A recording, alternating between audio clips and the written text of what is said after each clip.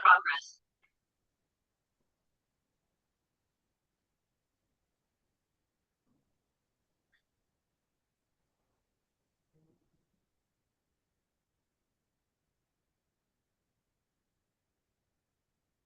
Good afternoon, everyone, and welcome to this exciting session on showcasing Kenya's manufacturing sector.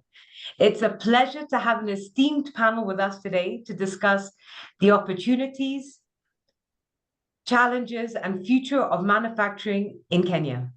During our panel discussion, we will hear from transformative industry leaders on how we can strengthen Kenya's manufacturing ecosystem, attract investment, and position ourselves competitively on the global stage. Before we continue, I would also like to extend a warm welcome to all the wonderful attendees who have taken time from your busy schedules to dial in and participate in this timely discussion on manufacturing and value addition in Kenya. This is a conversation that speaks directly to the future of economic transformation, not just here, but across the region. A quick hygiene thing for all attendees. We do want this to be an engaging and interactive session. I know we have locked the Q&A in the chat windows, but we have a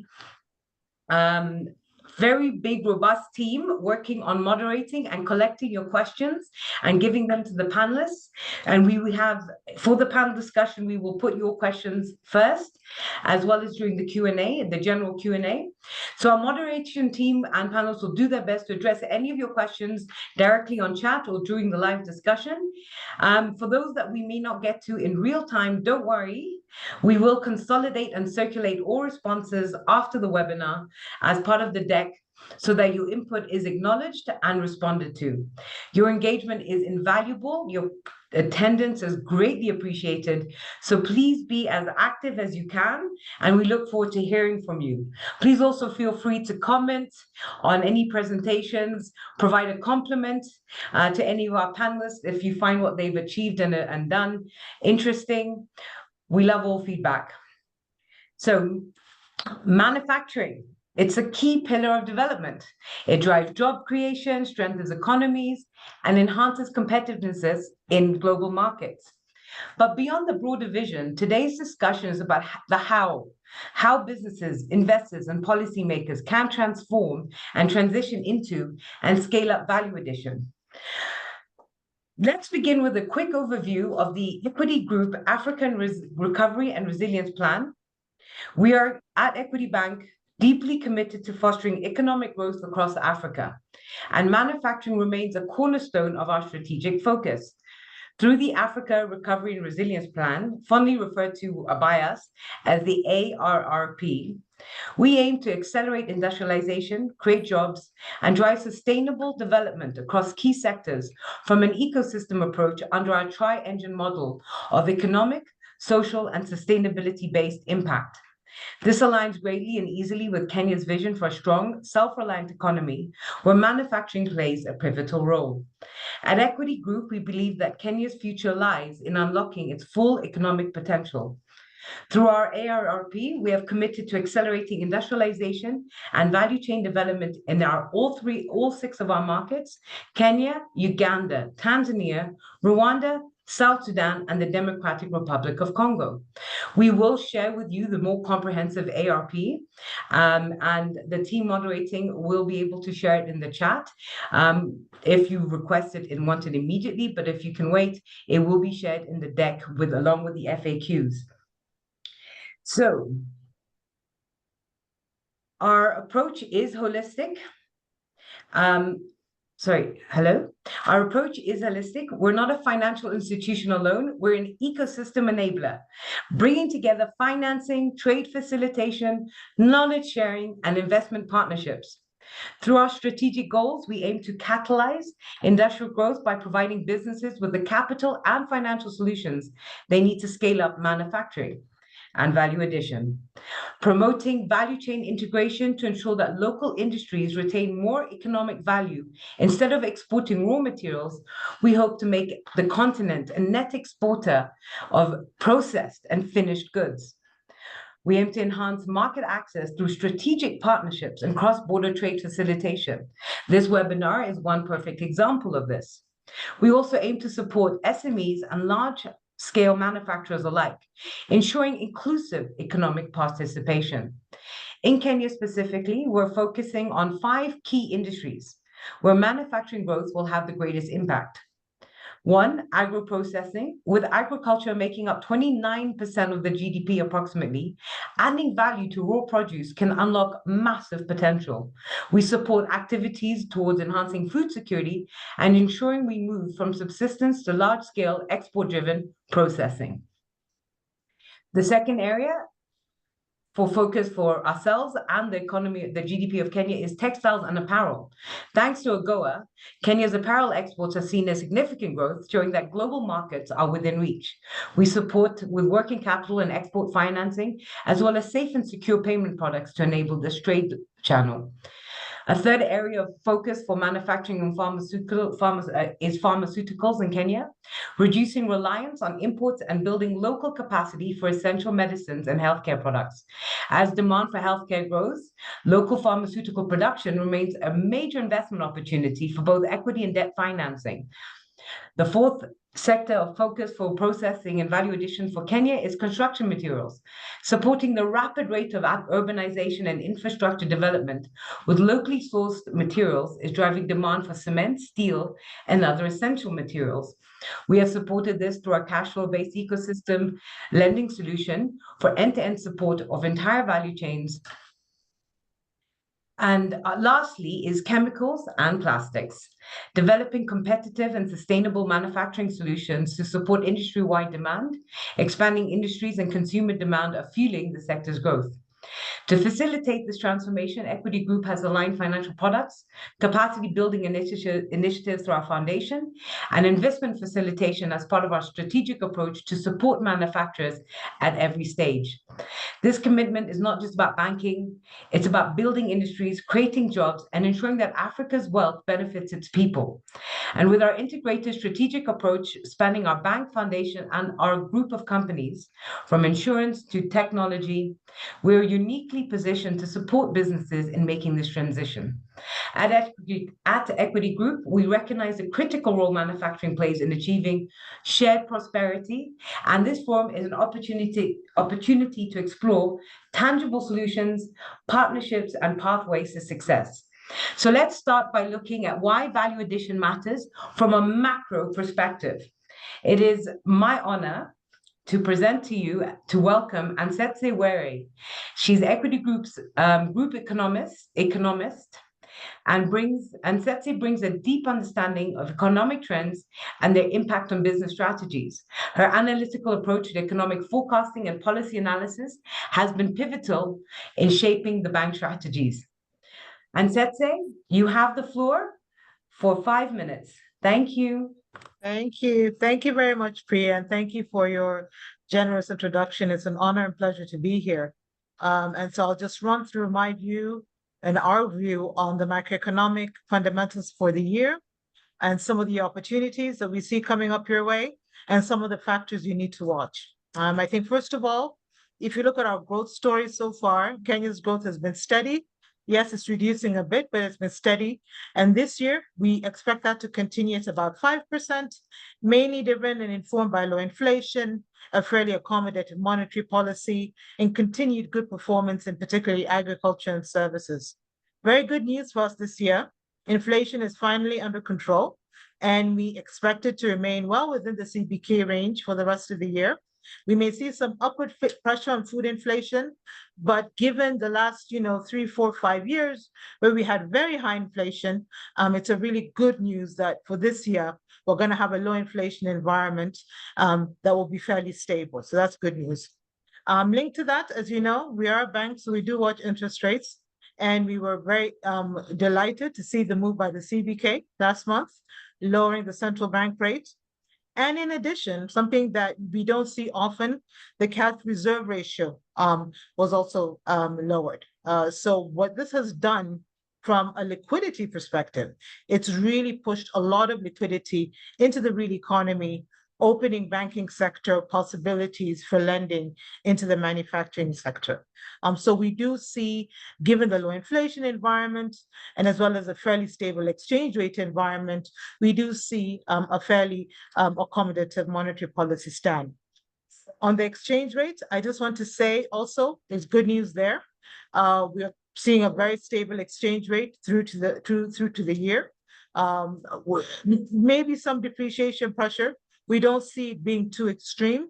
And so one of the good things again this year is fairly stable exchange rate, certainly for the first half of the year, probably into the second half of the year. As you know, we saw extreme pressure on our exchange rate last year. A lot of that has been resolved. And so what we're seeing is a fairly stable exchange rate. These are real bright spots that I think from a macroeconomic perspective begins to ease some of the difficulty we've seen in the business environment. So I now just want to go into specifically the manufacturing sector. And just to let you know, this sector is very close to my heart. I've worked a lot with CAM. I've written a lot of technical papers on this. I've looked at our export profile. And so a lot of my research and publications is in the manufacturing sector. I even know some of the people on the panel. And so I just want to give you a view on the sector specifically. If you look at the way manufacturing is structured in our economy, we already have natural manufacturing hubs that are really driving the growth of the sector. We do know that the growth of a sector has been slow compared to the GDP, and so it has been contracting as a share of GDP. But the good news is that we still have very robust centers of manufacturing excellence. Nairobi really holds most of the value addition in manufacturing at about 36%. Kiambu and Machakos. These are the natural organic manufacturing hubs that have been really driving the value addition of the sector. Another very important role that the manufacturing sector plays is in wage employment. As you know, we have a very highly informal labor market and a very, very highly informal economy. What that means for quality of jobs is that a lot of informal jobs are predominant, but they tend to be lower quality, less secure. The role that manufacturing plays is that it's one of the largest formal job creators in the country. What this means is that the value of jobs the sector is creating is much better quality. The wages that Kenyans are getting are much better quality. And so structurally, it's a very important function and informal of household welfare and household economic welfare, because it's just creating a better job class. So really, even if we see some of the challenges, just remember your sector is really key in creating good quality jobs. I'll just talk about our export profile and the key role that we see, and I see manufacturing playing there. Apparel is one of our top manufacturing exports. It's number 3 in our total export profile. Obviously, that's a very US facing, that's a sector I know very well. And just to know that that's been robust and been a leader for a while. Essential oils is also very important, medical and pharmaceuticals, plastics, sugar and confectionery. And when I studied the export profile of Kenya, what I found is that the 2 main export markets that have a lot of uptake for manufactured products is, of course, the USA with apparel, and then the EAC. The EAC really consumes a lot of Kenya's food and beverage manufactured products, the FMCG manufactured products. So when you look at the opportunities for market growth, don't forget our own region. And that's really one of the things I'm going to get into a bit later as I begin to conclude. I do also want to be honest about things you need to watch out for this year, because we are in an uncertain business environment. As we all know, the global economic and trade environment is recalibrating.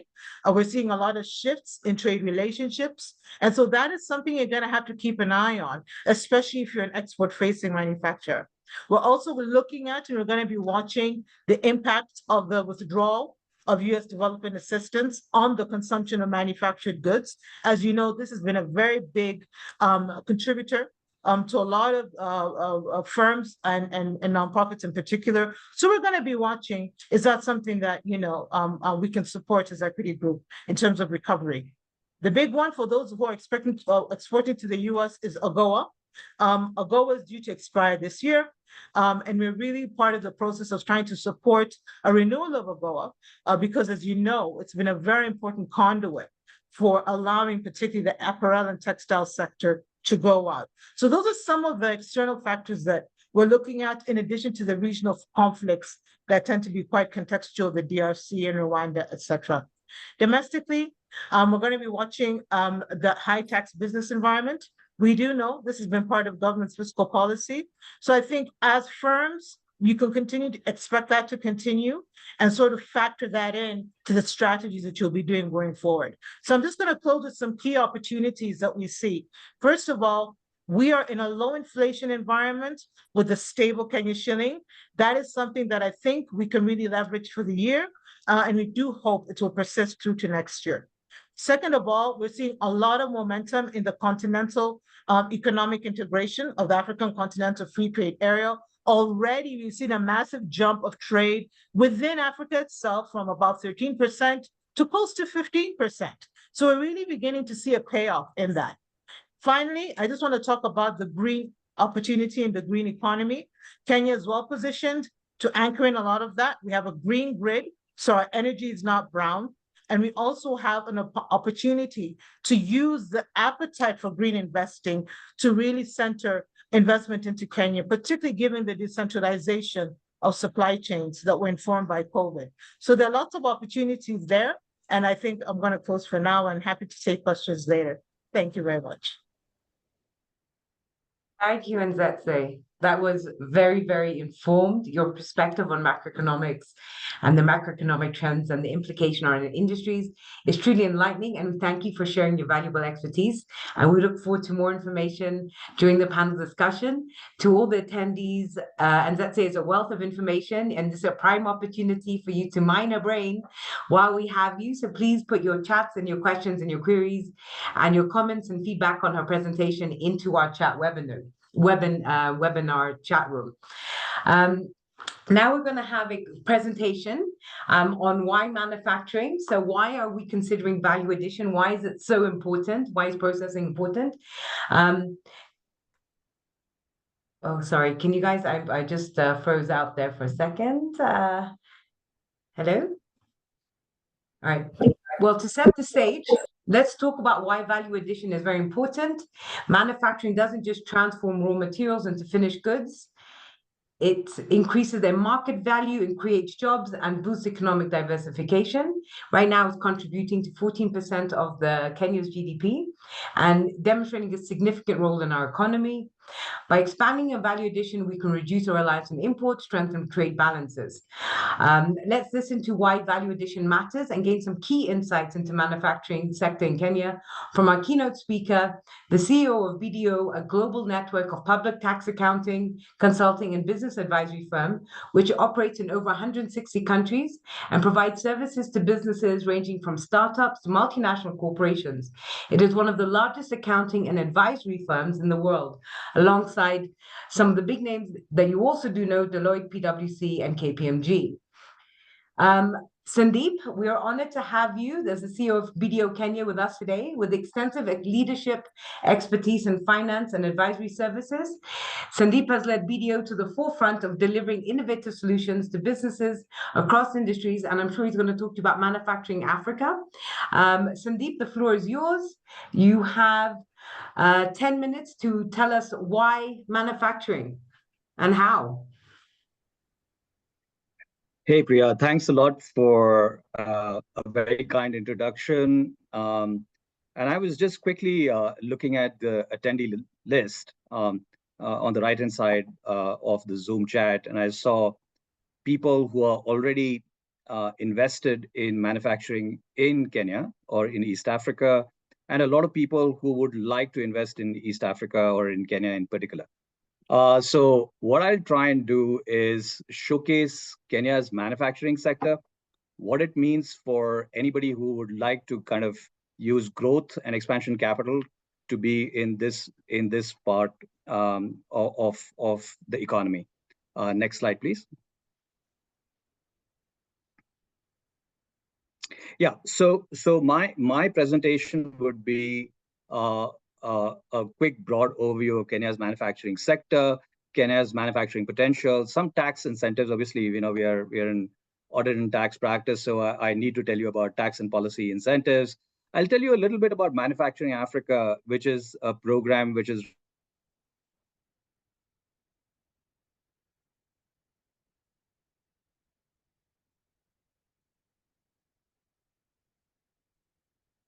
run, and then talk about a couple of case studies. So it's not just left to a conceptual framework. Next, please.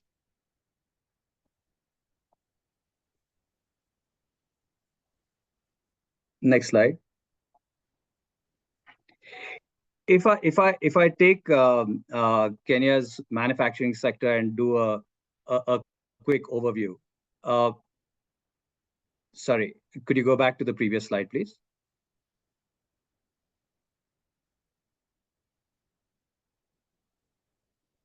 Priya, could you take me to the previous slide, please? Yeah. So obviously, Anzetse, as the economist, has already spoken a lot about the economy in general. So I won't try and repeat whatever she has said. And incidentally, I'm talking to you not from Kenya, but I'm talking to you from Zambia at the moment. I'm here, and I hope the internet kind of remains stable.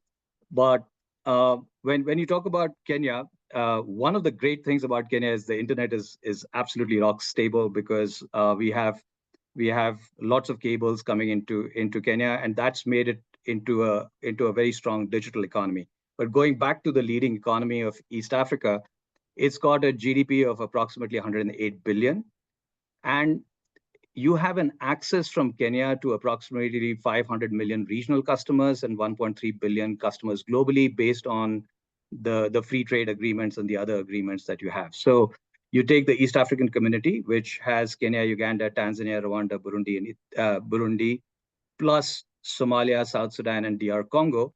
These are 8 countries that are in the East African community, and which have common external tariff and free movement of goods, except for a few exceptions.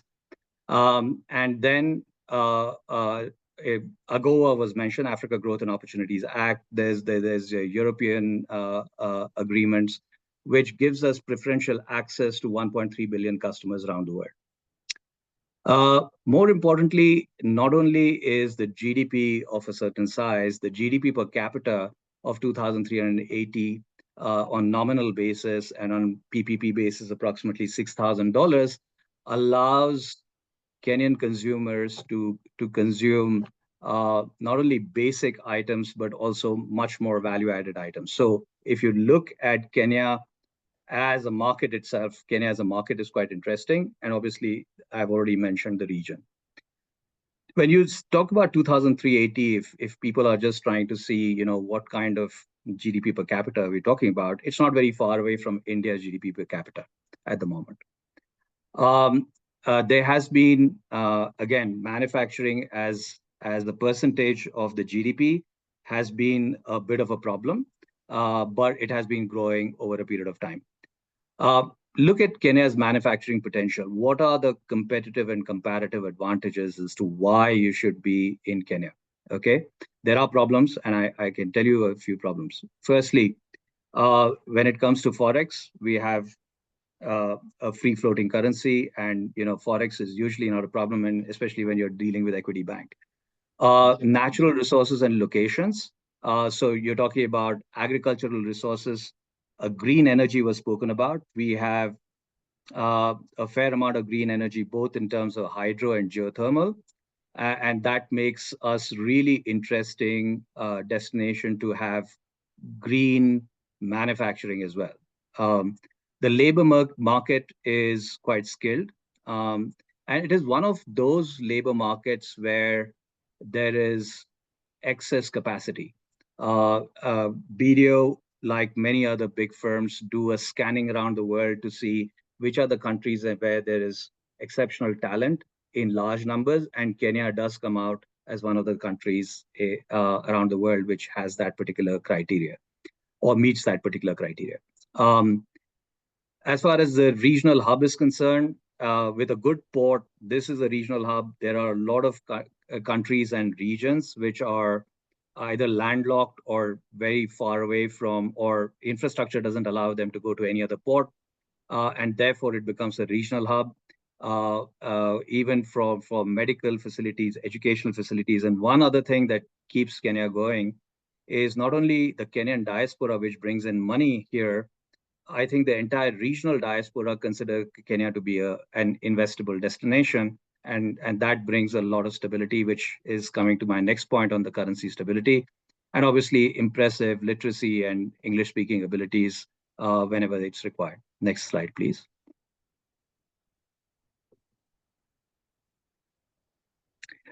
Yeah, so I won't go through this particular slide line by line, because obviously that's really not the point. The point is that when it comes to SEZs and EPZs, these are incentives given by, or they are structures by which you can actually get your manufacturing business to be a little more competitive than being structured as a local company. Obviously, there are great incentives both in SEZs and EPZs for the corporate tax rebates, withholding tax exempt for dividends and royalties and interest and so on and so forth for periods of time. It's already mentioned in the slides. And I believe these slides will be available for you for your own reading at a later date. VAT on importation will be obviously zero rated. And there are, in the SEZs, there are no market access restrictions as well. There are some on the EPZs, and also stamp duties are very, very good. So there are bonded warehouse, VAT exemptions, and the lot. Next slide, please. Is it difficult to get into manufacturing in Kenya? And there could be some barriers, but to overcome barriers, there are programs like Manufacturing Africa that I mentioned about. And this is a program which has unlocked a lot of value to people who want to kind of grow in Kenya. Next slide, please. I've given some examples out here of companies who have taken advantage of this program. And let me be very clear that we have taken permission from these companies, so we are not giving you any confidential information. Kentegra, which is an agri business, pharmaceutical business, green energy business, as well as circular economy and other areas of packaging, etc. We have looked at all these particular sectors. So what I'm saying is that not only government, but there are other agencies which are also helping anybody who wants to enter into Kenya for manufacturing. Next slide, please. Yeah, so just a quick one. The apparel industry was spoken about. The apparel industry is quite important for Kenya, and this industry is doing extremely well. There are some competitive barriers, but the government is obviously doing everything to promote green manufacturing in this particular industry, and therefore giving Kenya a leg up compared to the other competitors in the region. Next slide, please.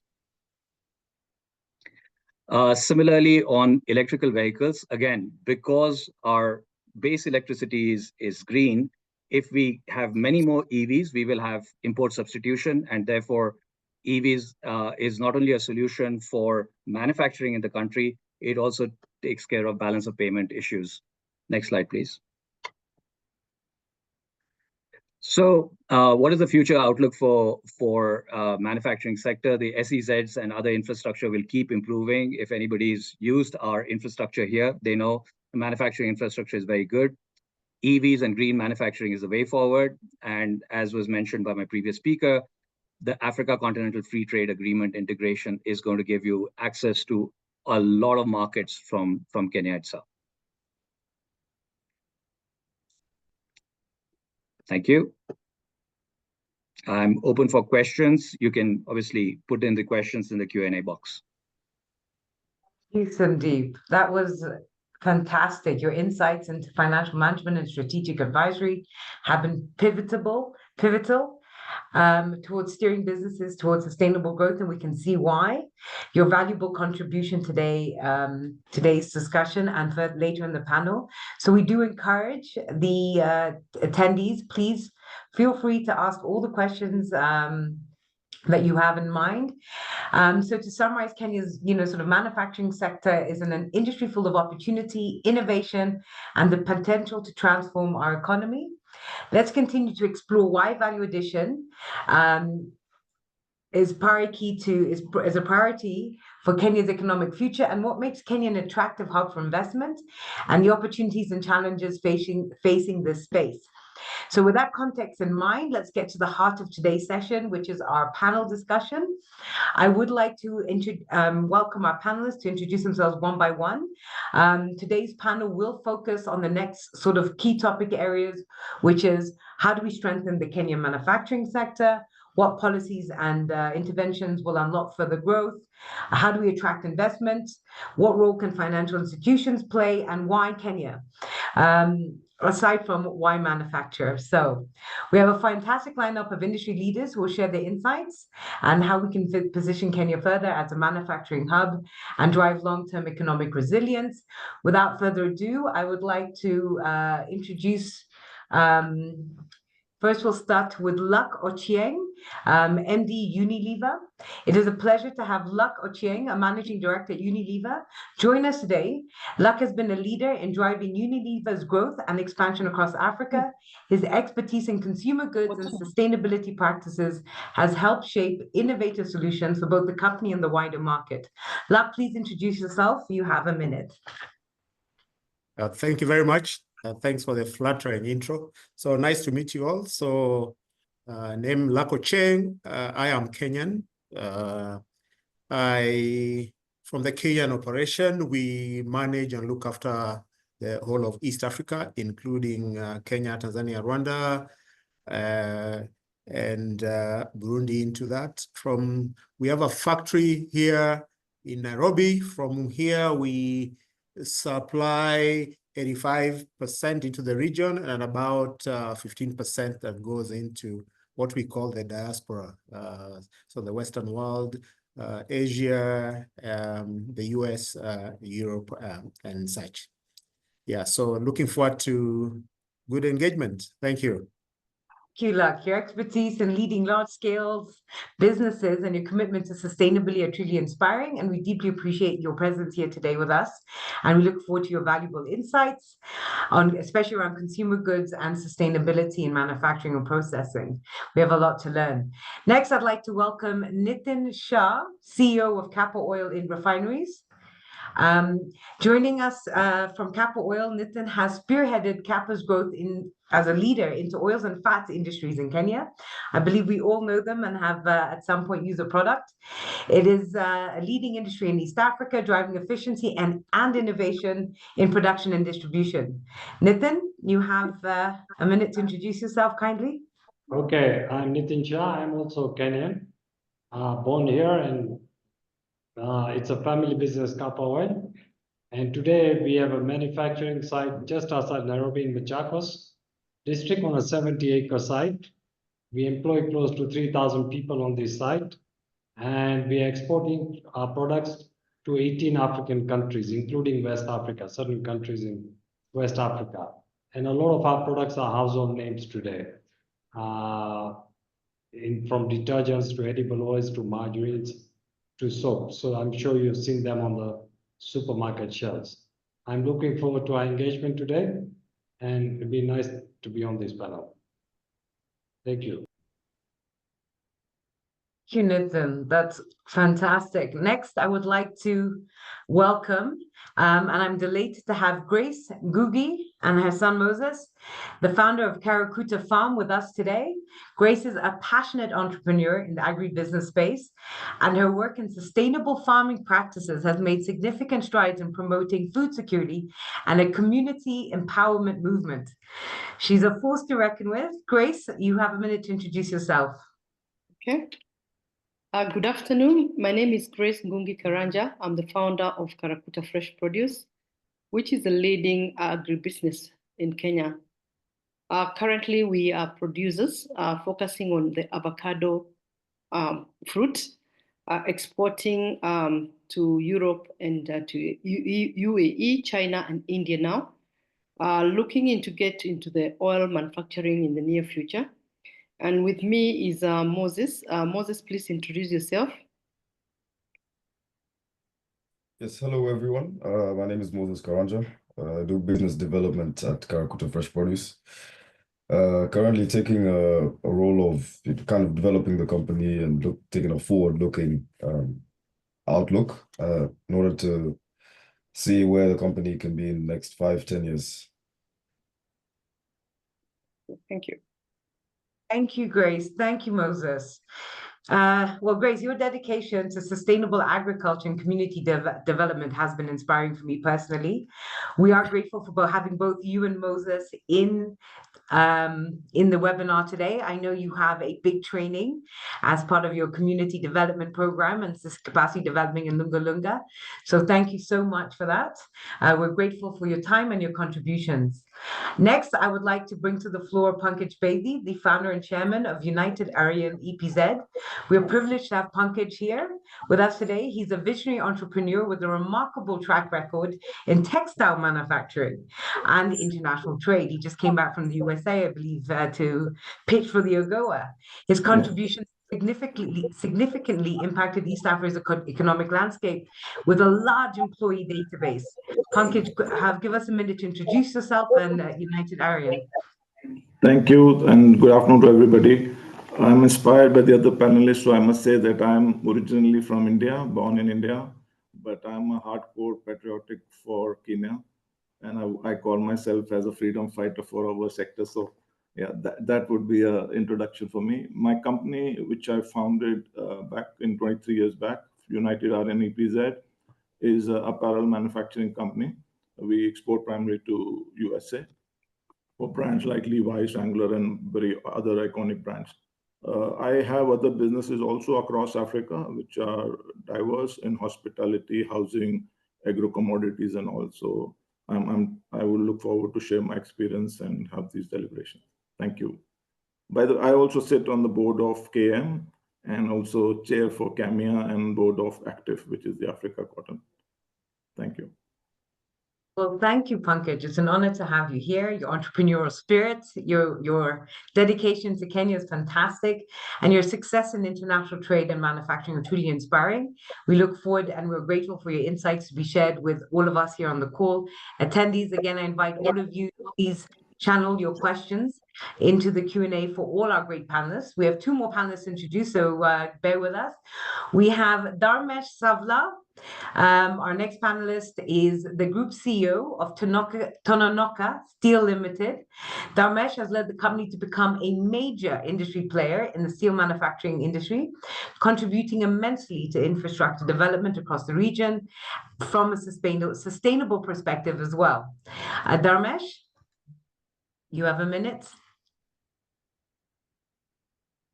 Hi everyone, Dharmesh Savla from Tononoka Group. Tononoka Group is one of the largest steel manufacturers in the region, focused on providing quality and service to the construction industry.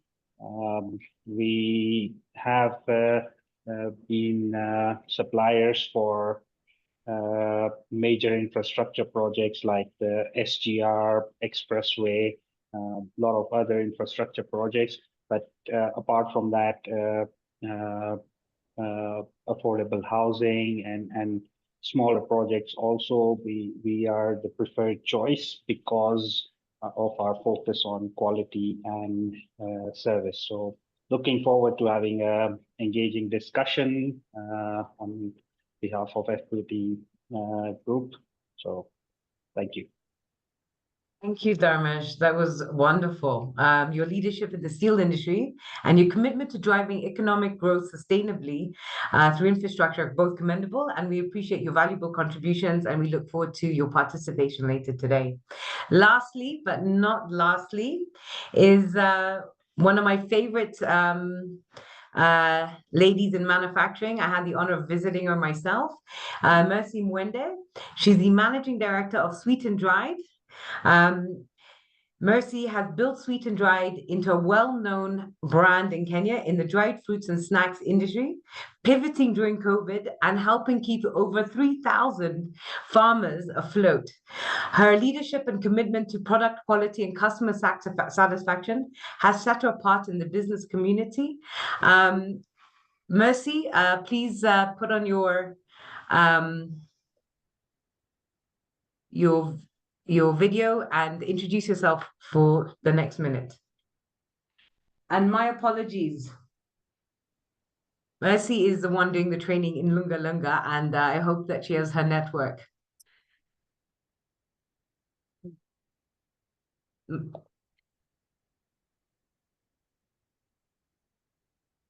As Mercy, we can't see or hear you.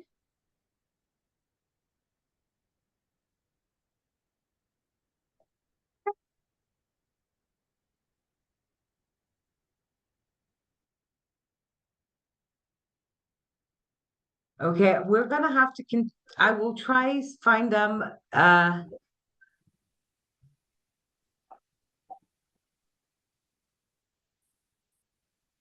Mercy, are you there? All right, we will continue on to start the panel discussion, and I'll hope that our moderating team will help with the technical issues. But just so you know, Sweet and Dried is a premium agribusiness. Hello? We can hear you.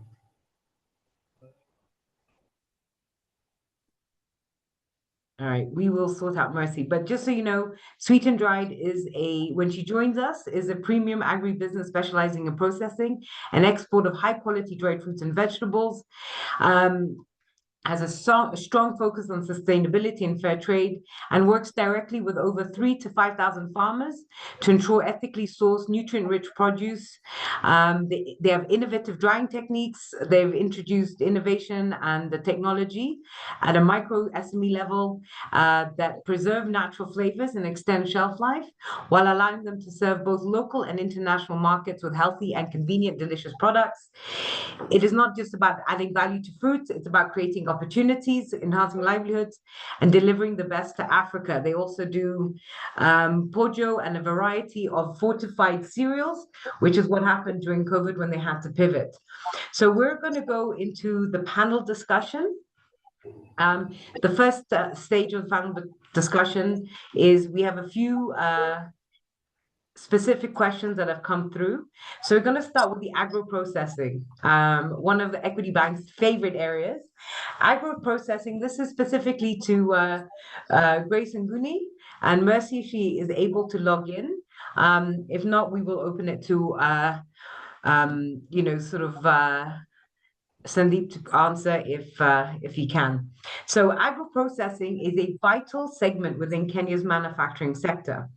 What role does it play in fostering economic growth, and what opportunities do you see as a leader in the industry in the next coming years? How do we inspire more people to get into agro-processing?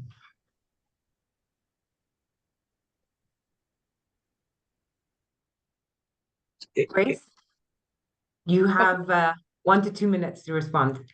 Okay. All right. Grace again. We mentioned that we're in the primary production of avocado, and there's a very big opportunity to move into the avocado oil. You know that a lot of people now are looking into healthy living, and so avocado oil has been rated as one of the most healthy oils, and the global demand is growing year on year.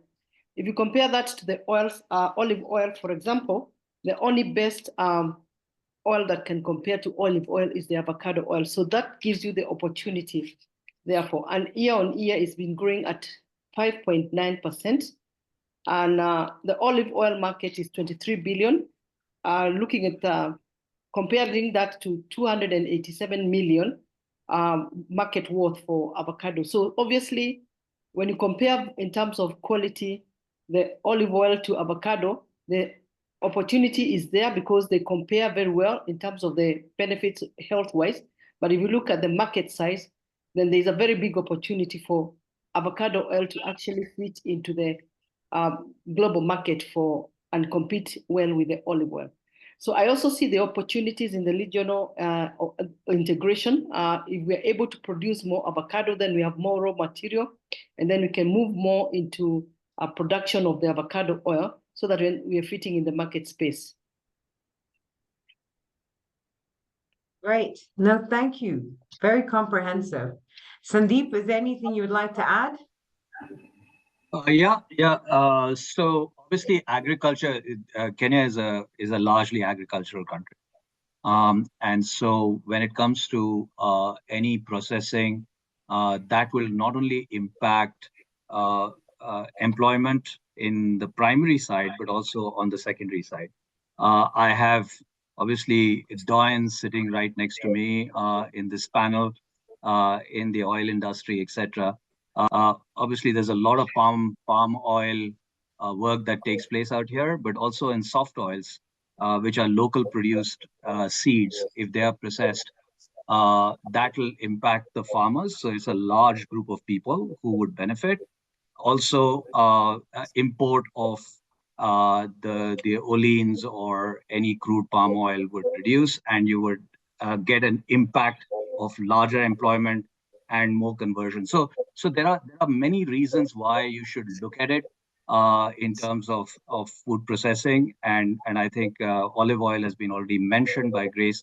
There's a great opportunity in Kenya where agriculture tends to be a larger part of our economy. No, thank you, Sandeep. And not to belabor the point, we do have Nitin Shah with Kappa. Would you like to add anything to that? Something around the abundant supply of raw materials, etc.? Yeah, we are actually now working with local farmers to grow more sunflower here and process it and substitute part of our palm oil imports, both for margin manufacture and also for cooking oil. And there's a great opportunity because the cake can also be for animal feed and chicken feed. So there's a great opportunity there for farmers. And we are currently working with farmers, about 5,000 hectares, to grow this for us. Fantastic. And some great opportunities of how to get into both the primary production and into the processing. So thank you for that. That really does help us understand why agro-processing. There's a lot of opportunity in raw materials, but there is substantial big players out there for the offtake market. And as Grace said, export is where she is thriving as an SME agro-processor, and Karakuta oil farms are doing fantastic. So there's many more opportunities in agro-processing. But let's move over quickly and switch into infrastructure so we can keep you all on your toes.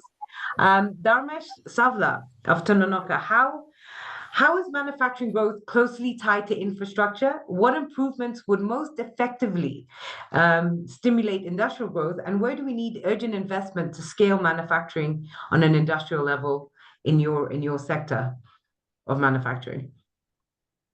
You have about 2 minutes. Great, thanks for the question. Yes, infrastructure is very closely tied with the development of the economy, and in terms of the scale, when we look at it, Africa is more or less the last frontier for all of this. So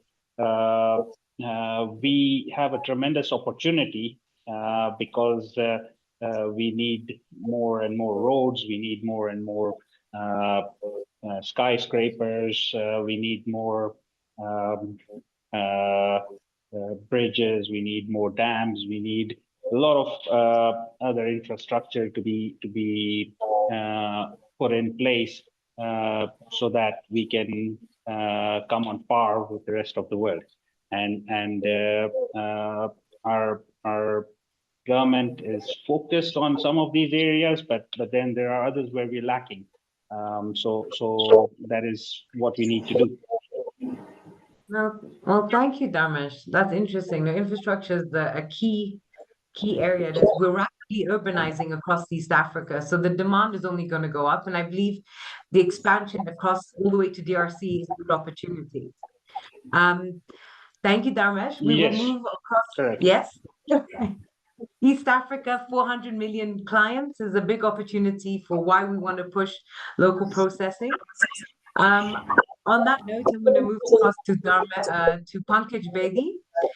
He loves talking about policy, but I'm going to direct Pankaj to tell us Kenya's textile manufacture has greatly benefited from AGOA. And I know there's a lot of questions about whether it be renewed, but with its expiration on the table in 2025, and I know with Biden's submissions of inclusion, what strategies could be adopted to sustain competitiveness and provide resilience for people who are currently benefiting from AGOA? How do we provide a recovery from after if it doesn't?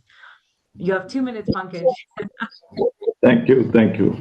Yes, there is a question also. I'll answer that in a Q&A about will AGOA get extended or not. But let me, like, there was a highlight that what all good we have. So let's start with the good.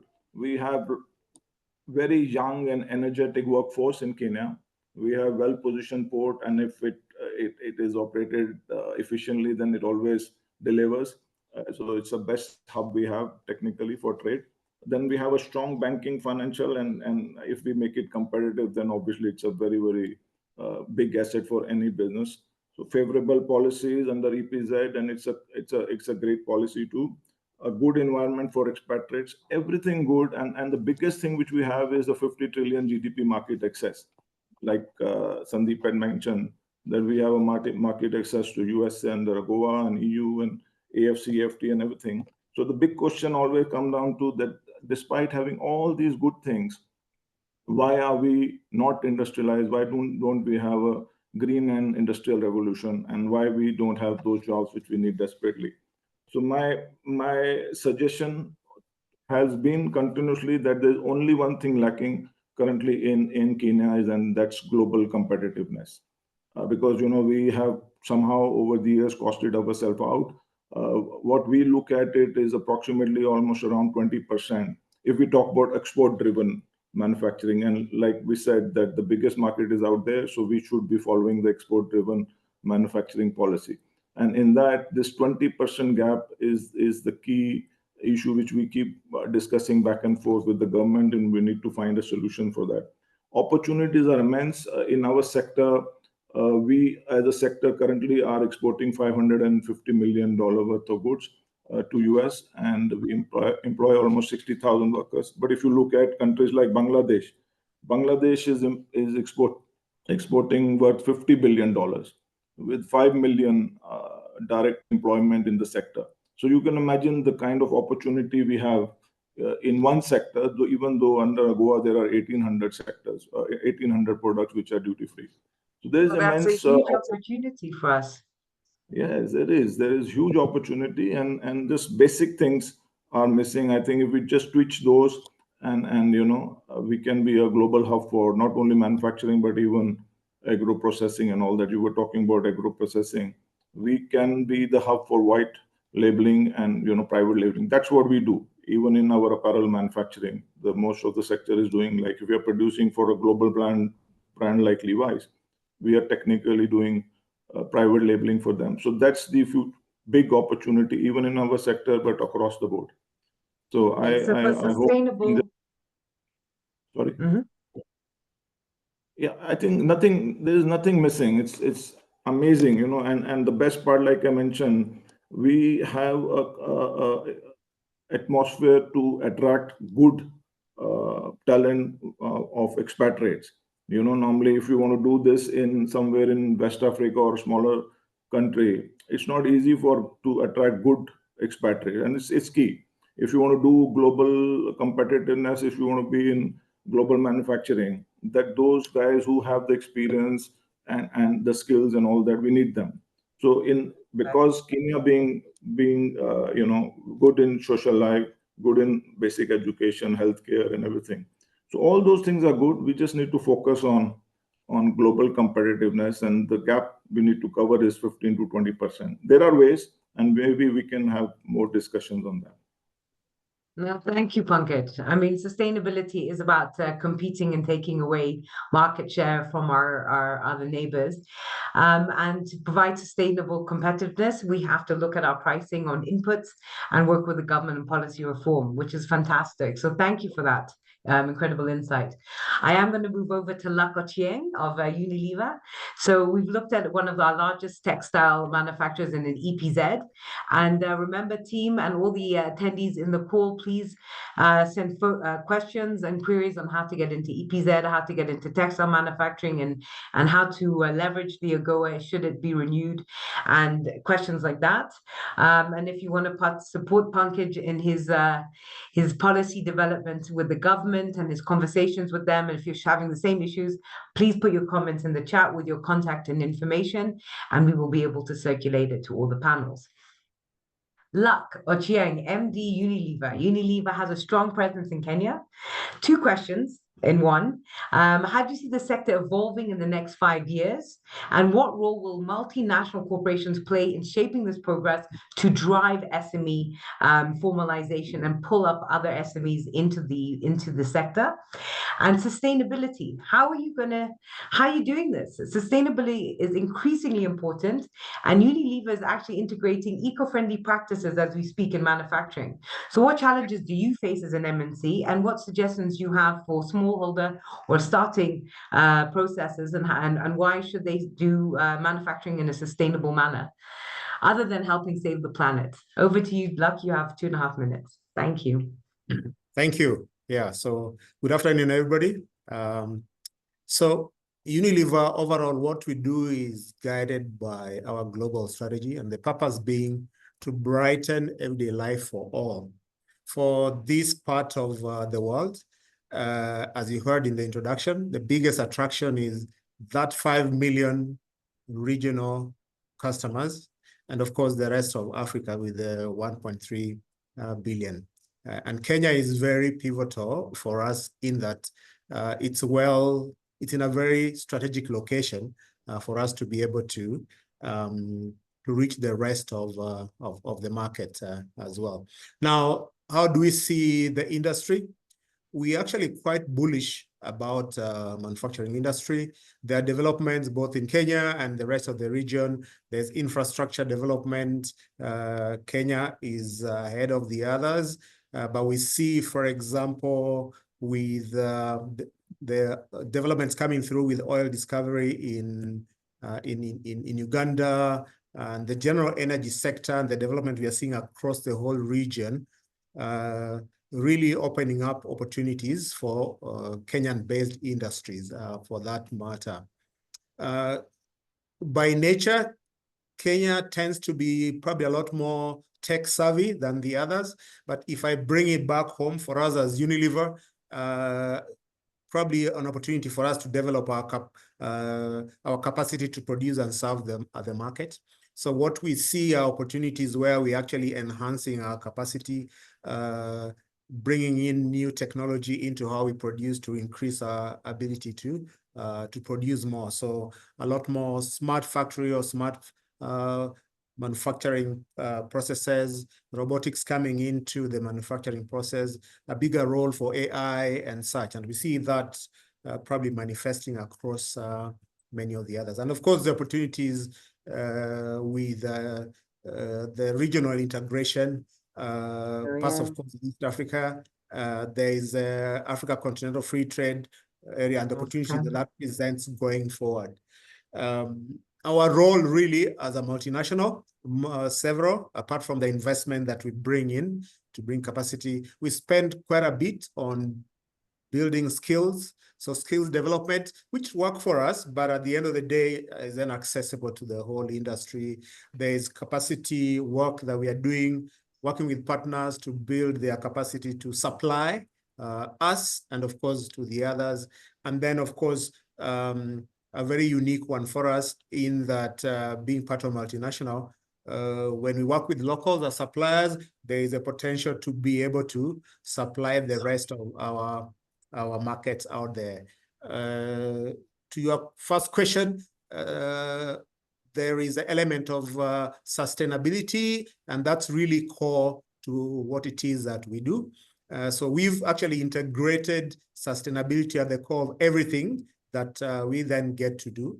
For starters, as a business, everything that we do is guided, first of all, by our sustainability agenda, which is built on 4 pillars.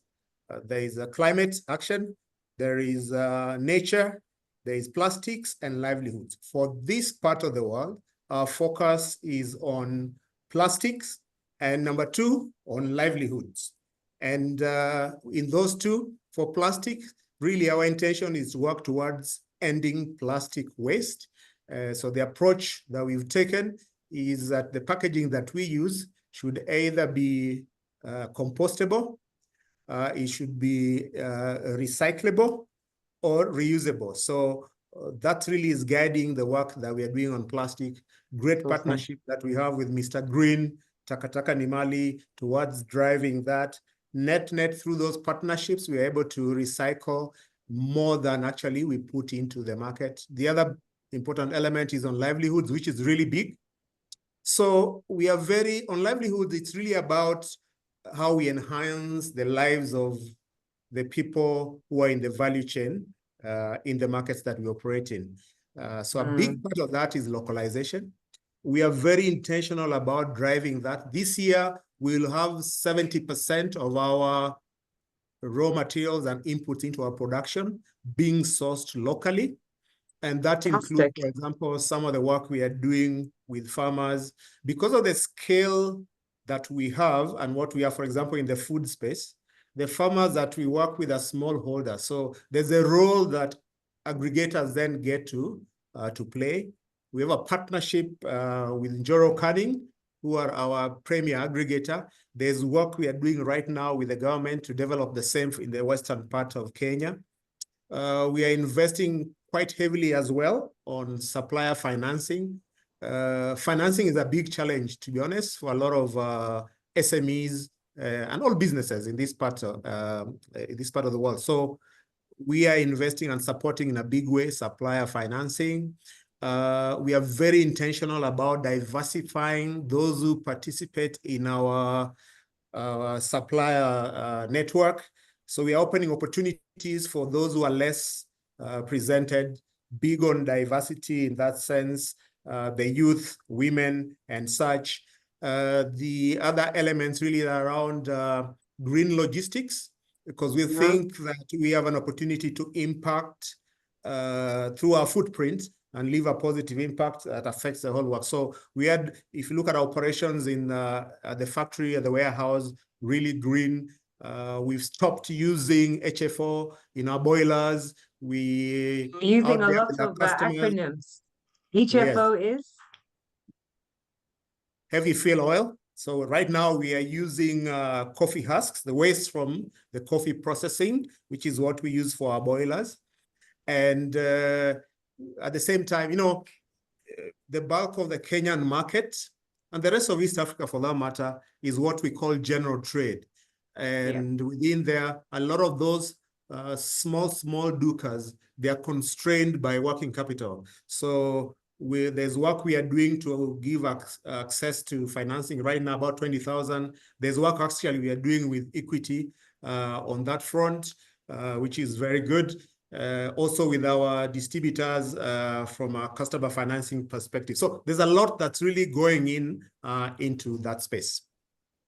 Thank you, Luck. I mean, the amount of the circular economy that's being supported and the move to sustainable manufacturing, not just at the core level of the manufacturing using what we know as renewable energy, but also using renewable inputs and making sure that packaging is renewable. And I hope that you're open to our attendees sending in questions on how they can, you could be their big brother.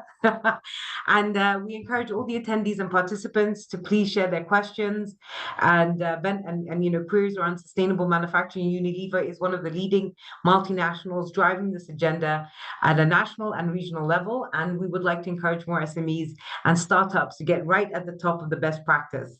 And again, you can always reach out to Equity Bank, and we will help you also get into the green economy from a manufacturing perspective. So please do not hesitate to engage us on that.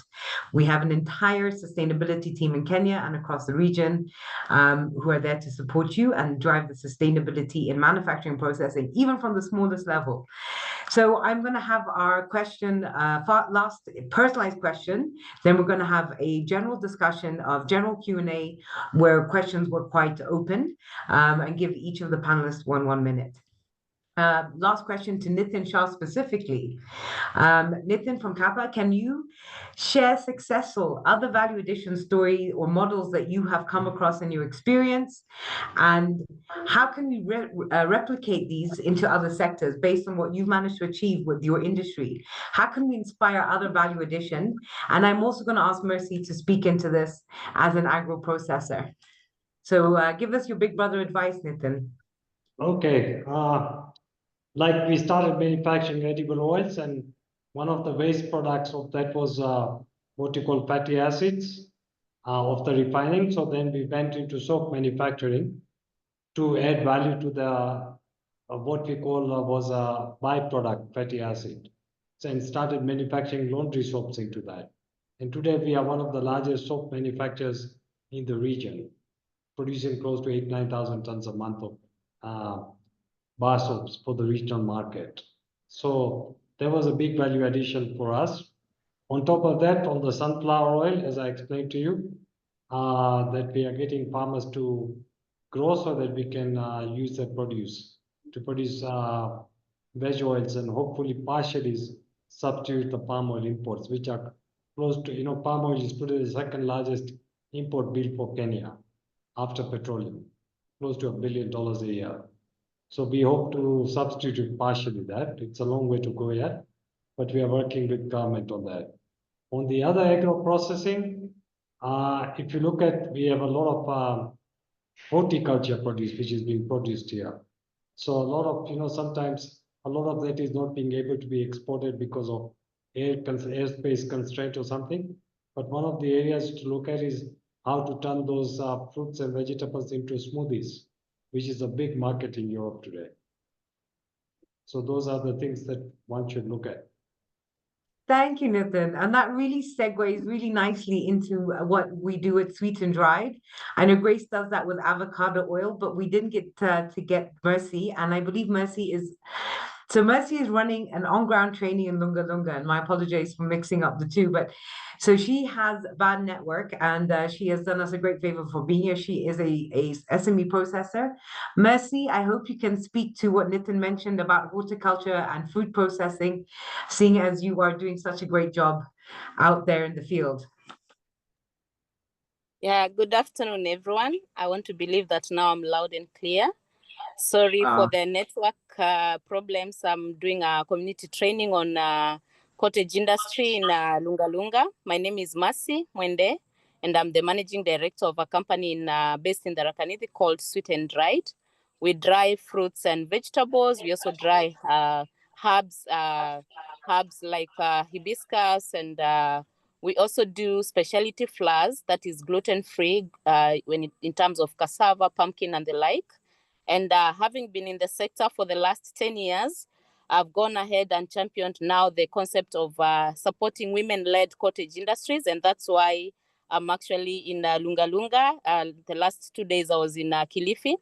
Because for me, as I support the discussion, is we need to actually see what works in every community, in every area when it comes to agro processing, and looking at what available raw materials that are there for processing. So our company in Tharaka Nithi, we are more on fruits and vegetables and the vegetables because that's what is available there. And we are doing local market and exports. Currently, we are sending our dried mangoes to Finland and Czech Republic. And that's why I'm very passionate about if we had such cottage industries in every county led by women. I'm very passionate about women-led. And I'm happy today that Grace Gungi is my mentor and she's in the panel with me. So it's great to see women-led enterprises also coming up. So for me, I would say there's a lot of opportunities for value addition of agricultural commodities back where we are. What needs is the collaboration between the different partners, because you look at when setting up a facility, you need the financing for machinery, you need the connections for markets, you need actually the labor to the people to work with on the ground. So for me, I would say there's a need for more collaboration, and also thank you, Equity Bank, for you came in very strongly. And for this specific project, we are working with Bill and Melinda and University of Nairobi. We are looking at supporting, holding hands of other agro-processors, because the biggest gap is mentorship, lack of mentorship, where you find you are in agri-processing, but you really don't know how to go about it. You don't know about standards. You don't know how to do it best. So my request or my plea to the panelists and the people on board is, if you know of an agro-processor somewhere, hold their hand. And when you hold their hand, they're able to move faster. They don't need to take so many years to get established. So I think I'll just want to invite everyone to join on this so that we can move together. Currently, I'm supporting 13 cottage industries in Kenya, all the way from Lunga Lunga to Busia. So for me, this is the way to go for Kenya. And this is the only way for us to have products moving from one county to the next. Like what we are doing in Lunga Lunga is cashew nuts. And we are encouraging the women to process cashew nut and send it to other regions, including East Africa. So my thinking is, if we have the kind of mentorship that is ongoing now and collaboration, then we can be able to succeed. And I'm sorry about the network. Thank you very much.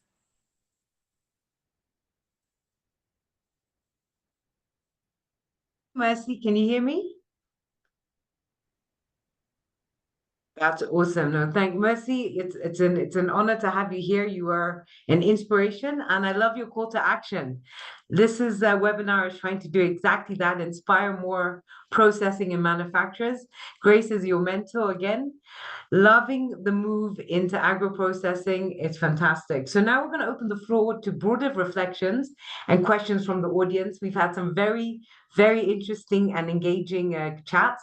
So our moderators have compiled some of the questions. And again, we will start with the question of why Kenya? Everyone's like, why Kenya, not the rest of the world? So why we're featuring Kenya, it's a key question for investors and manufacturers looking for a strong base. Kenya is strategically positioned in East Africa, offering access to over 400 million customers through the regional trade blocks like EAC, AFCA, and also internationally to AGOA. Infrastructure development is also a priority for Kenya. We've invested in 5 industrial parks set to operate tax-free by 2030, with another 20 planned in the future. Combined with the skilled workforce and incentives such as duty-free capital equipment imports, Kenya is positioning itself as a top manufacturing destination. So I'm going to invite the panelists to give us sort of, I'll start with Sandeep, give us one key reason why Kenya, and I'm going to run through 2 more. So Sandeep, why Kenya? Then Grace Ngugi, why are you still here? And then and then I know Pankaj has spoken to this, but I'd like maybe, hello? Start with and then Luck. So Sandeep, why Kenya? Yeah. So why Kenya is because Kenya is definitely a place where the whole ecosystem is quite robust. So you have a government which has very clear schemes, incentives. You have banks like Equity Bank and other financial companies which are there to kind of support the manufacturing sector. You have some raw materials like in agro-processing, etc. You have very good people. You have the density of skills available in some hubs. You have a large market which is local. You have access to global markets. So if you actually add that, now the only one area that possibly is required is information asymmetry to be removed. So you have programs like Manufacturing Africa, where you have one website which has so much information. So you would potentially know what's really happening in each of these areas. And therefore, people can then connect to Mercy, they can connect to Grace, they can connect to what's happening with Nitin Bhai on his programs, etc., etc. So I think that's really the reason why you need to be in Kenya. Fantastic. And Sandeep has mentioned something called Manufacturing Africa. He was being modest. He didn't put it in his presentation. We will share with you information about Manufacturing Africa. It's how to get into a fantastic accelerator program with a lot of support from both BDO and their partners, including Equity Bank. So please do, if you're interested and want to know how to get into manufacturing, get some mentoring from the likes of BDO, ourselves, and our partners, please reach out on the chat and webinar and put your name and contact information, and our moderation team will support you. Why Kenya, Luck? Can you give us a quick sort of fire thing, and then we go to Grace? Well, I'll probably be repeating what Sandeep already said. You know, yeah. So I mean, from Unilever's perspective, in sub-Saharan Africa, we have 5 manufacturing hubs, and that's in Ghana, Nigeria, Ethiopia, Kenya, and South Africa.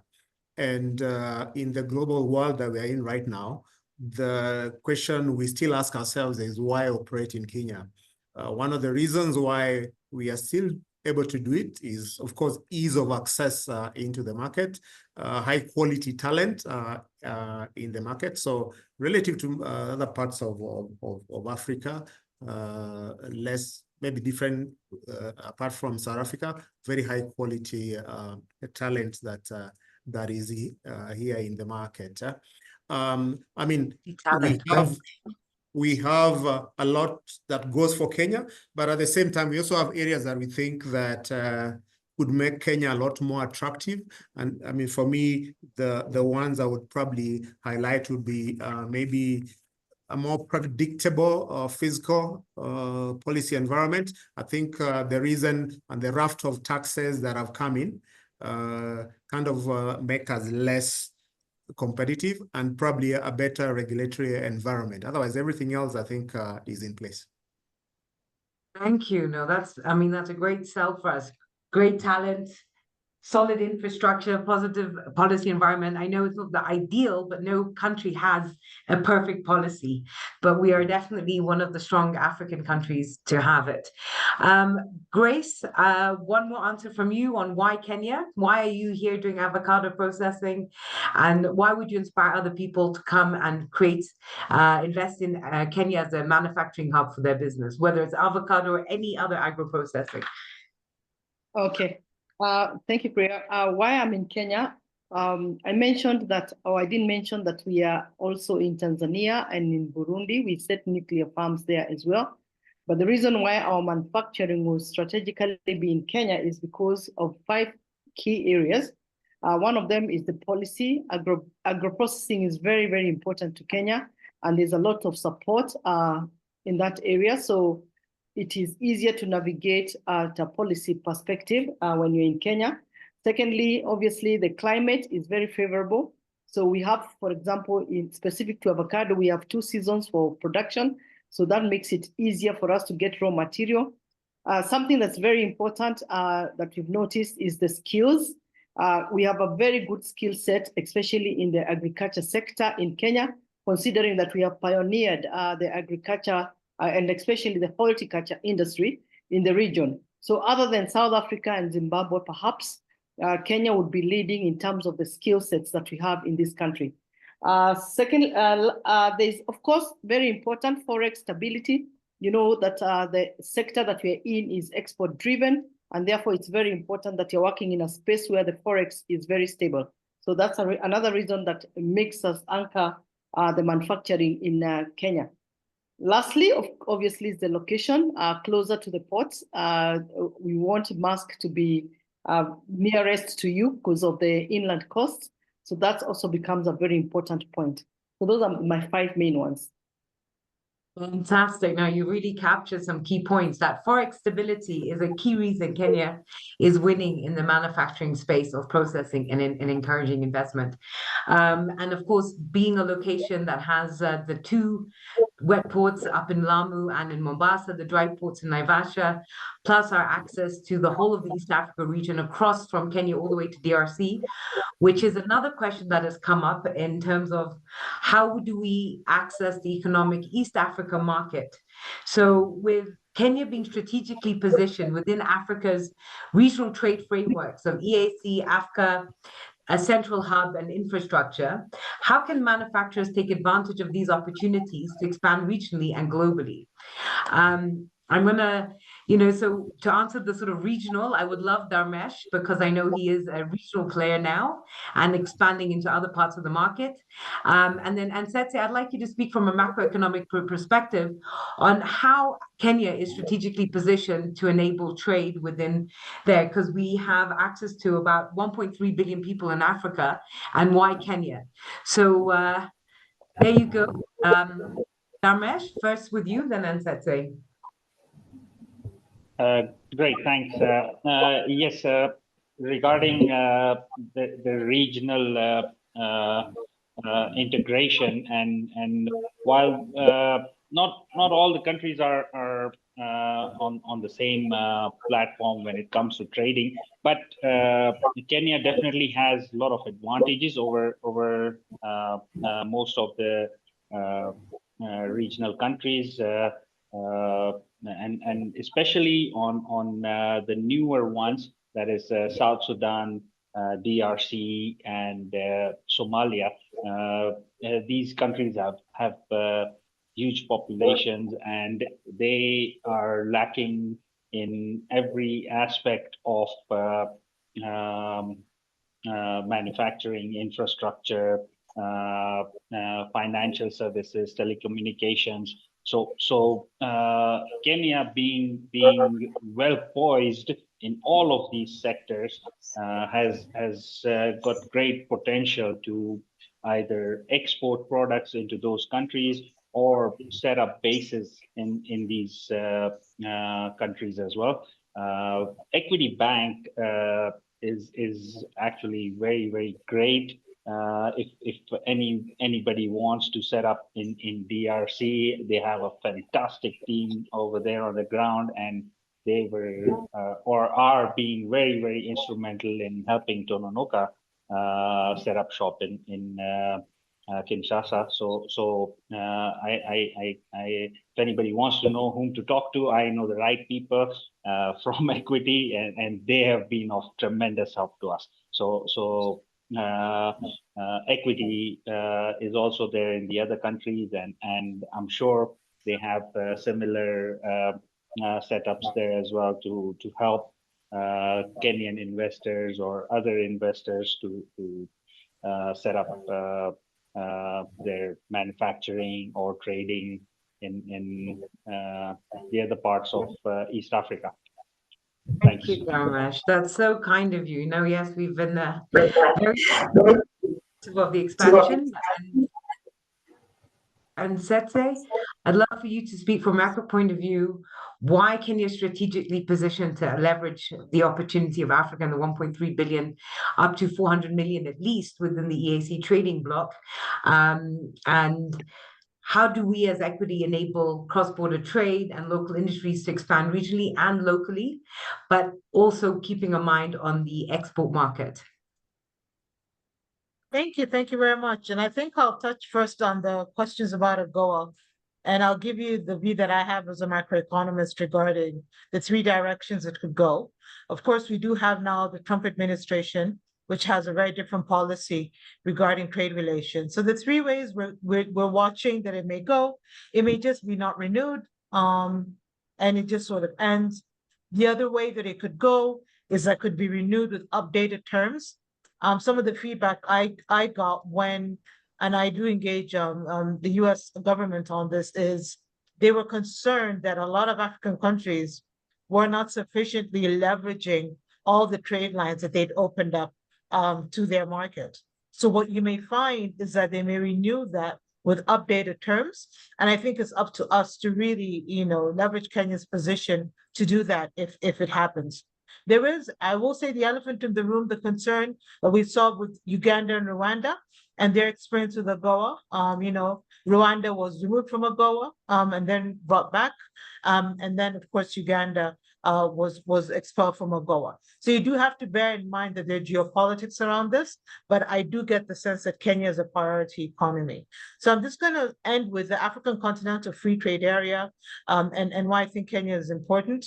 We have been seeing a material increase in trade from about 13% to almost 15% in just 2 years since it started. It is a structural effort, so it will be slow on the going, but we're hoping that the gains that we make around integrating our trade will continue over time. So of course, Equity, we're in different subsidiary markets, so we're able to bring the knowledge we have of different markets to bear in whatever we bring to you here in Kenya. So I'll stop there. Thank you.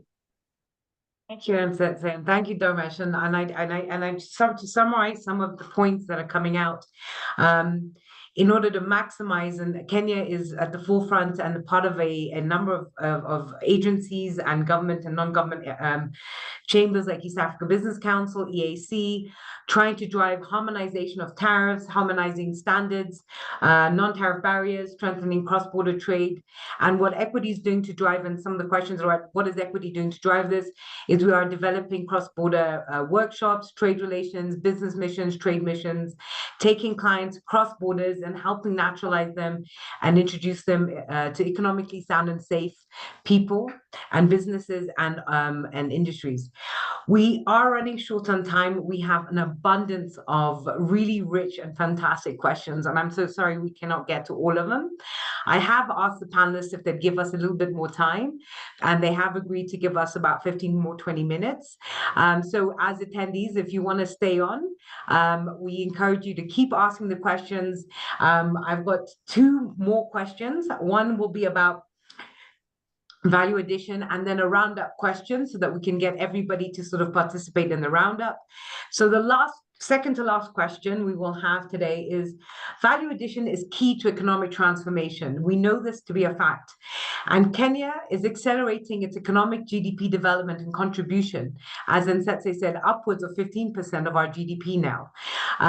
Primary agriculture contributes to 25-26% of our GDP, and we're driving processing and manufacturing in Kenya, not only to contribute more to our GDP, but also to create jobs and compete more effectively in higher value global markets. Currently, we're the net exporter of primary processed tea, and we're looking at local production and local processing, not just of tea, coffee, and the commodities, but of horticulture, cereals, oilseeds, grains. We've got some of the leading people here to do that. So I'm going to sort of switch over to Nitin and ask him, how can Kenya accelerate the process to not only create jobs, but to have us compete?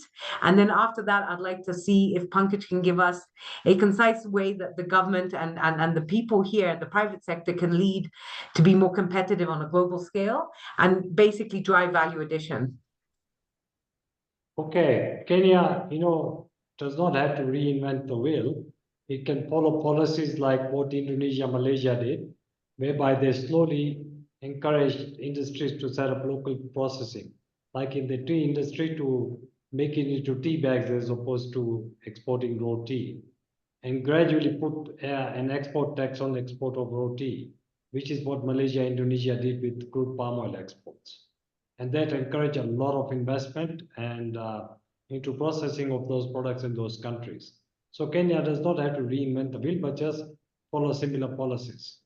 And I think even Ghana is following the same policy of cocoa processing now within Ghana. So these are the policies that can add value addition. It will increase today, I think a ton of tea fetches around $1,000 a ton, whereas a tea bag would probably cost $5,000 a ton. So that'd be a lot of 5,000. Yeah, so it will help to reduce Kenya's trade deficit and increase export earnings substantially. So this is that Kenya should follow. That's a perfect example of why we should be processing and doing value addition. And that's a very small value addition, to be honest, from loose tea to tea bag tea, with a little bit of paper and string and a nice box. That's fantastic. So thank you. That's a great example. I would like to have, I know Mercy does a lot of export, and then Pankaj. So Pankaj and then Mercy. I hope Mercy you still have with us. If not, Pankaj, please also advise what you think the what the path forward should be for value addition. Pankaj, you're on mute.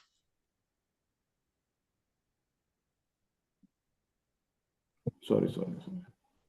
Yeah, I'm saying clearly as we have the export market available, we should be focusing on export-driven manufacturing.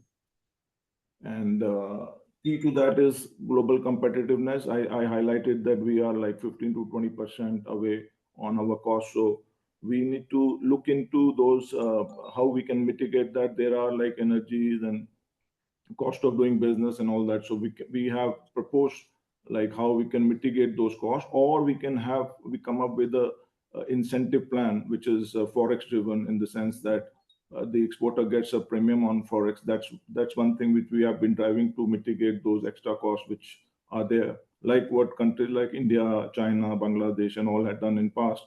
There were incentives like up to 30% in export Forex when you bring the money back.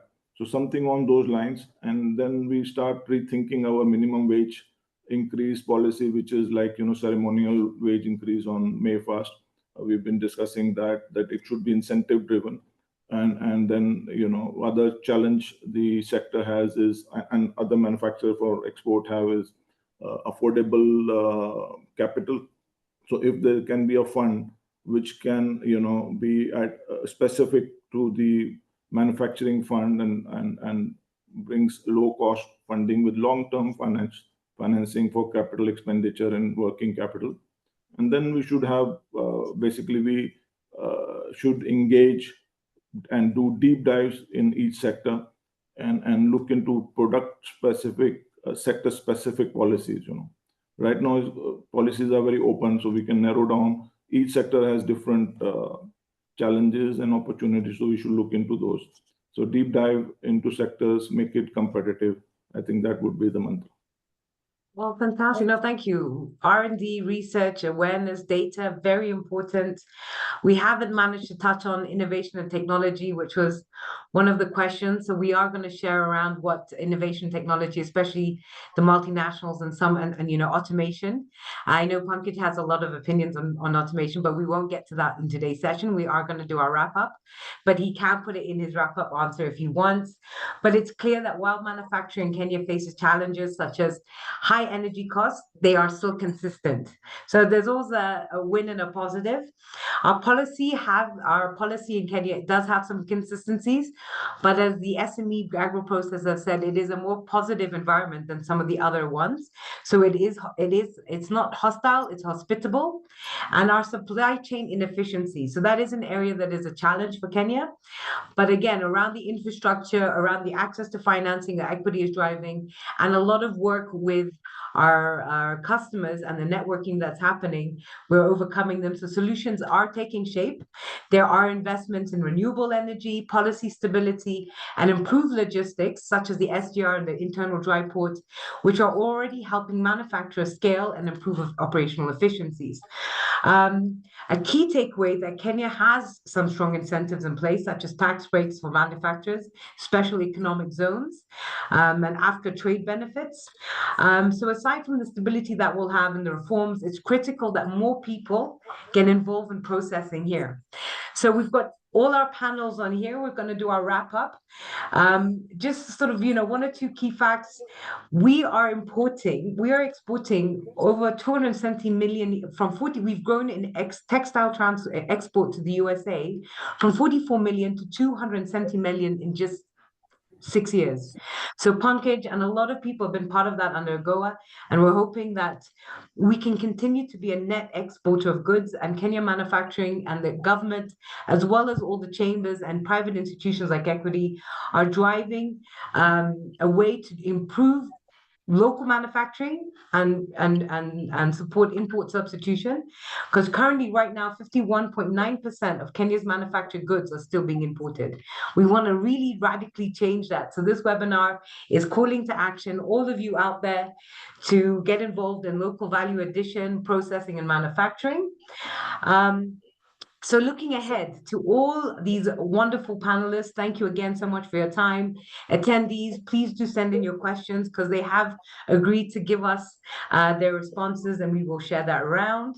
To all our panelists, what excites you the most? One thing about Kenya's manufacturing sector, and what message would you share with stakeholders looking to invest, scale, or transition into processing, and how to get them started on this journey?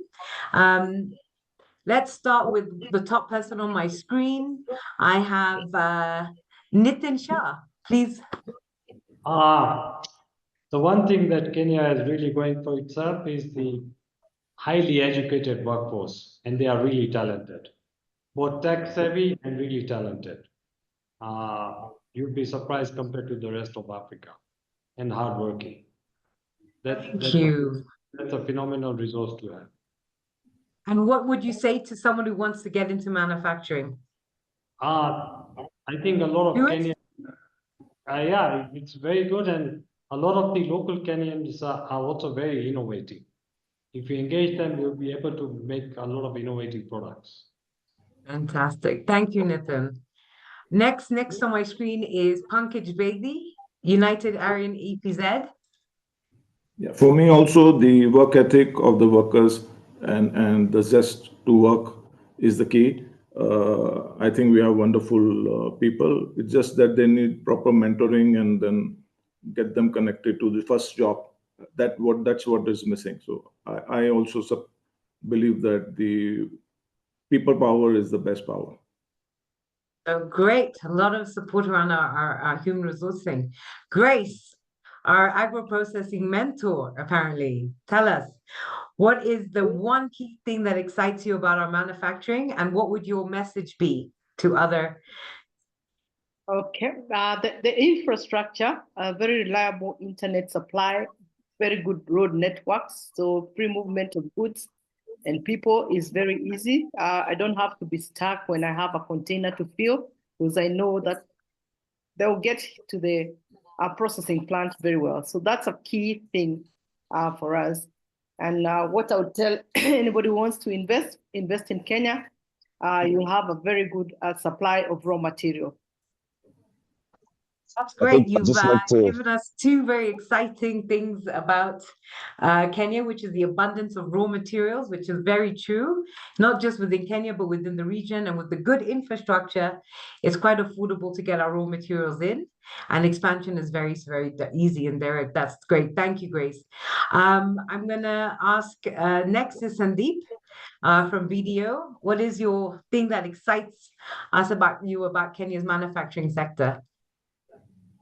So Priya, since my answer has been stolen by the other people before, let me just say the mindset. Okay, I think the Kenyan mindset is what actually differentiates us. We are pro-business. Many of our politicians are businessmen as well.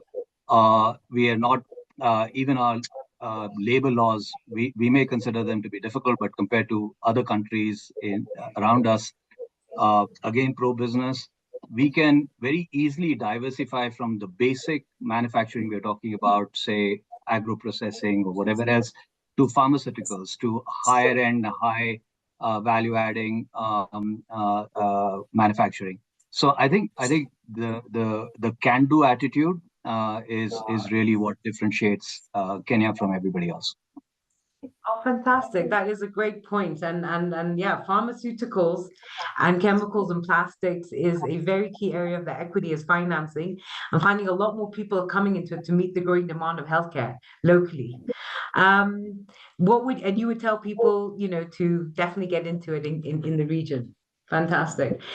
Next, we'll move over to our multinational Unilever, MD Luck Ochieng. Thank you again for sparing so much time with us. What excites you the most about Kenya? And what's your one message to the people thinking about getting into processing and manufacturing?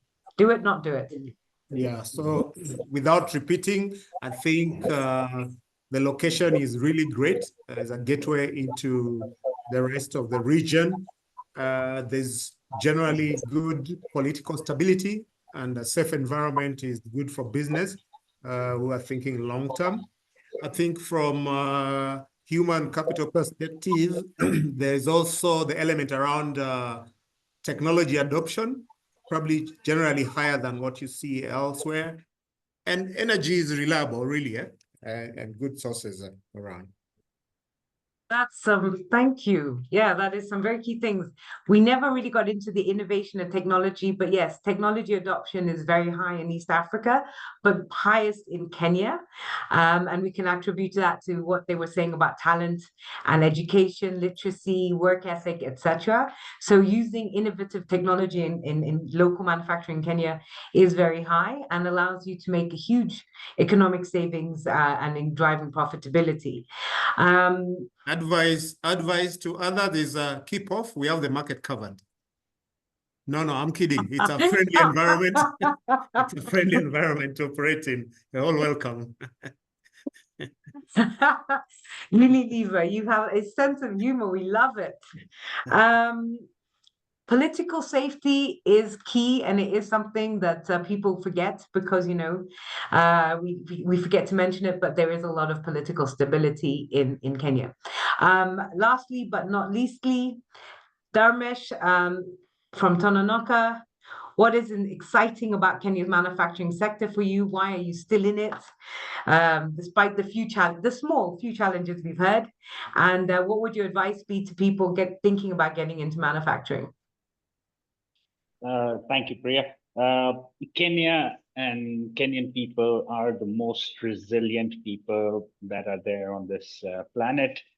We've had problems throughout, but have overcome all of them and are getting stronger and stronger together every day. We've had post-election violence, we've had droughts, we've had famines, we've had mandamanos, and all that is like water off a duck's back, and we come out stronger after all of this, and so I think that is something that keeps us going. That is something that keeps the country going, and that is something that's what's going to keep the future going for all of Kenyans.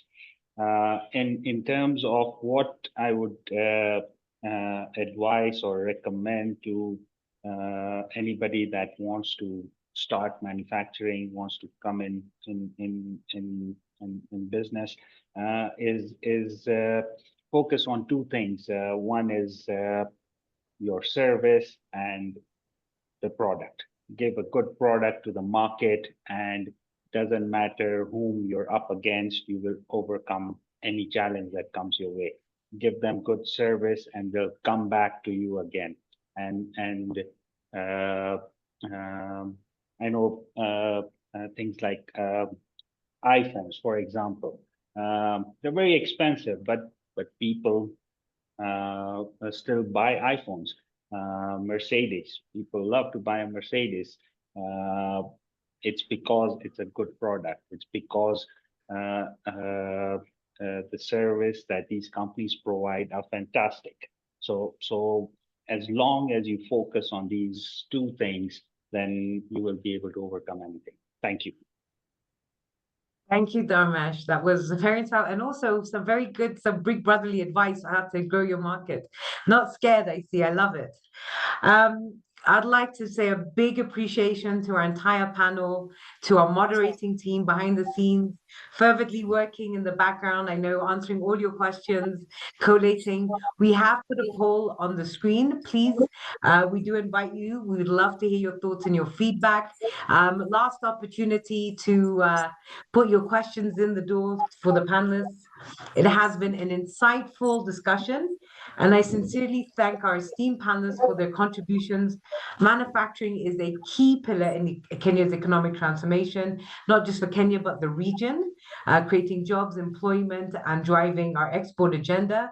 Today's conversation has highlighted both opportunities, actionable steps to drive sustainable industrial growth, and opportunities and the challenges around manufacturing. So we hope we've inspired more people to get into processing and also to scale their businesses.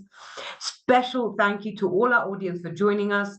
Let's continue to have these discussions and work together to unlock Kenya's potential in manufacturing, primary production, and export. Before we close, we'd love to hear your thoughts. Please fill in the feedback and survey and provide any further inquiries you have. And just to let you know, we will be sharing the deck and the presentations and an answer to all the questions after the webinar when we send you our appreciation email. So thank you. And for more information, please write to us on trademissions@equitygroupholdings.com. The email is on the screen. Thank you very much. And we're going to close out. Have a lovely, lovely rest of your day and week. And we look forward to you joining us on our next digital web series as part of our knowledge mission. Thank you very much. Have a lovely, lovely day. Thank you, everyone. Thank you.